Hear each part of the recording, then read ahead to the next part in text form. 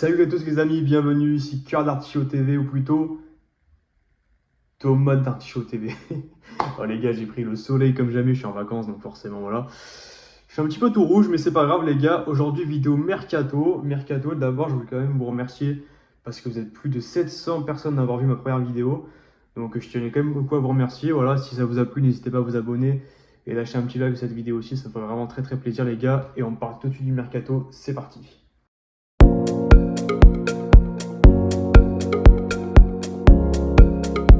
Et on va tout de suite commencer par ceux qui ont déjà signé les gars. Tout simplement, le club a déjà levé l'option d'achat de Bernauer et de Cardona.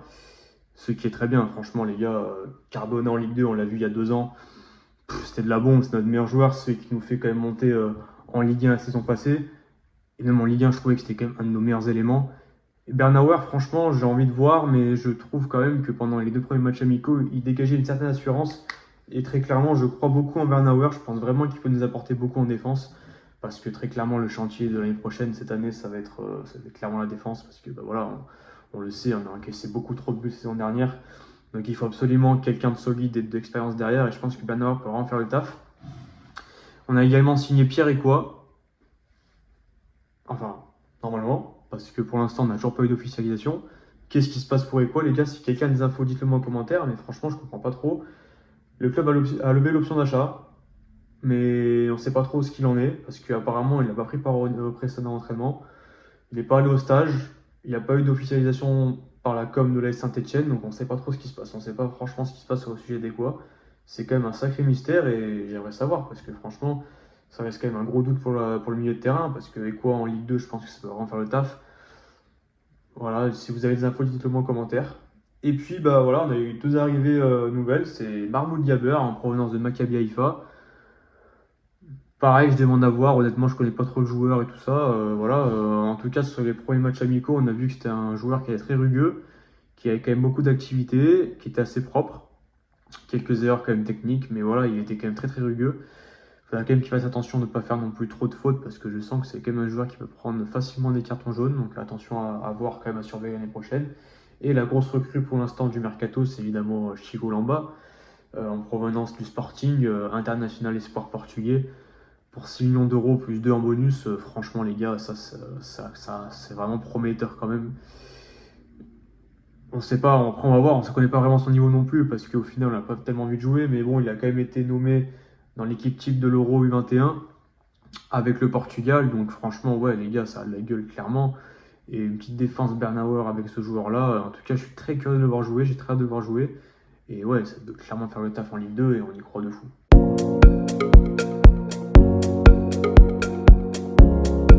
Et maintenant, on va évoquer les départs, les gars, les départs. On peut déjà commencer par l'attaque. Wadji et Sissoko ne sont plus au club. Sissoko a signé à Bouchu, mais Wadji est sans club, je crois. En tout cas, je ne sais pas s'il a signé quelque part. On a aussi les interrogations Stassin Davitashvili. Stassin, apparemment, ne s'opposerait pas si le club ne veut pas le vendre. En gros, il souhaiterait rester. Enfin, il ne serait pas contre de rester parce que il est tout simplement reconnaissant par rapport à ce que le club lui a apporté cette année. Et voilà, il veut potentiellement, enfin en tout cas, ça ne le dérangerait pas de rester en Ligue 2. Et avoir Stassin en Ligue 2, ça aurait quand même de la gueule, voilà, faut quand même le dire. Et franchement, je kifferais. Davitashvili, on ne sait pas trop non plus, mais je pense qu'il va partir. Honnêtement, c'est pas un joueur de club, c'est pas un gars qui porte l'amour du maillot très clairement. Donc pour moi, il va forcément y avoir un départ de son côté.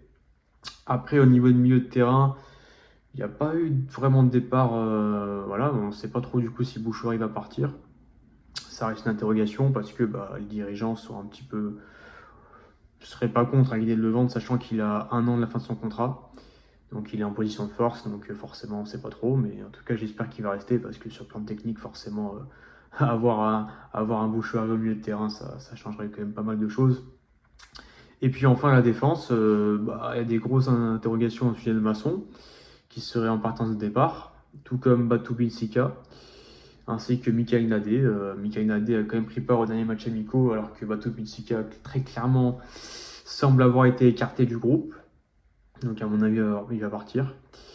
Et voilà, donc ça fait quand même beaucoup d'interrogations sur certains joueurs. On sait aussi que d'autres de la réserve et de l'équipe jeune sont partis. Donc Voilà, il y a encore pas mal de choses qu'on ne sait pas trop s'ils vont rester ou s'ils vont pas rester. C'est un petit peu le bordel, mais voilà, très clairement, il va y avoir des trous à combler, ça c'est sûr.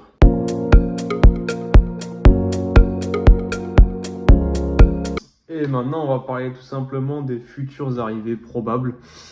Du côté de la Saint-Etienne, on a Dufus, un attaquant de Brighton de 20 ans, qui apparemment pourrait arriver dans les prochains jours. Honnêtement, je connais pas le joueur plus que ça, les gars. Tout ce que je sais, c'est qu'il a joué qu'un quart d'heure en pro et qu'il a joué avec les moins de 23 ans de Brighton. Donc pour l'instant, pas forcément d'infos sur lui. On sait pas trop, mais dans tous les cas, il faut qu'on recrute un buteur parce qu'il ne reste que Stassin et Guessant. Donc voilà. Après, il n'a pas joué en pro, mais la première ligue, c'est pas la Ligue 2. Donc forcément, avoir sa chance en première ligue et en Ligue 2, c'est quand même un niveau différent. Donc ça ne m'étonne pas tant, mais voilà. Donc à voir si ce Dufus est bon ou pas. Et puis après, les autres potentiels arrivés, ce serait plutôt du niveau de la défense. Au poste de latéral droit pour combler le vide Ivan Masson. Parce qu'il y a aussi Denis Apia, mais bon, il est quand même un petit peu hors course, le Denis, là, en ce moment. Donc, il y a 2 arrivées probables. Enfin, en tout cas, un des 2. On a Strata d'Ajaccio, latéral de 20 ans, qui a émis le souhait de venir à l'AS Saint-Etienne. Qui est un bon joueur, d'ailleurs, que j'ai déjà vu jouer, qui est vraiment, vraiment bon. Et on a aussi Paul Joly d'Auxerre, qui a 25 ans, un peu plus vieux, voilà, qui a déjà évolué en Ligue 1 et en Ligue 2, qui connaît le championnat, donc ça peut être aussi une bonne piste. Et puis l'interrogation aussi, c'est le poste de latéral gauche. Alors apparemment, il devrait y avoir une arrivée bientôt. On parle peut-être d'un Brésilien, mais bon, pour l'instant, on n'a pas vraiment d'infos ni de noms qui sont sortis. Tout ce qu'on sait, c'est que c'est un poste à renforcer, ça c'est sûr, parce qu'aujourd'hui, on n'a plus vraiment de latéral gauche. On a à part le petit Traoré, qui a été également recruté cette année, mais bon, il est jeune et je pense qu'honnêtement, ça sera un petit peu limite pour lui cette année. Donc voilà, c'est aussi une petite interrogation, mais voilà, pour l'instant on en est là. On a encore, je pense que ça va bouger dans les prochains jours. On a très bien vu avec l'arrivée de Chico Lamba que les dirigeants travaillent un petit peu en sous-marin sans forcément que ça sorte dans la presse. Ça c'est hyper intéressant, donc voilà, on va voir ce que ça va donner, mais j'ai hâte de voir un petit peu la suite. Donc les gars, pour conclure, on a quand même encore beaucoup d'interrogations, mais ça bosse, très clairement ça bosse. D'autant plus que le club a vraiment recruté pas mal de nouvelles personnes pour leur staff. On a certains qui viennent de Dortmund, un qui vient de City. Enfin, très clairement, le club est en train de se professionnaliser encore un petit peu plus et à se moderniser aussi un petit peu plus. Donc c'est hyper intéressant. Ça mettra du temps à se mettre en place forcément parce que voilà, si c'est pas du jour au lendemain avec des nouvelles personnes que tout de suite, voilà, il faut quand même laisser du temps pour que les choses se passent bien et que pour tout se coordonne bien. Donc forcément, ça mettra quand même du temps. Les gars, merci de m'avoir écouté. Je pourrais pas regarder le match de ce week-end parce que je serai encore en vacances, donc je pourrais pas voir le match. Mais dans tous les cas, si la vidéo vous a plu, n'hésitez pas à liker et à lâcher un petit commentaire, ça me ferait super plaisir. Et on se retrouve bientôt les gars. À la prochaine, salut.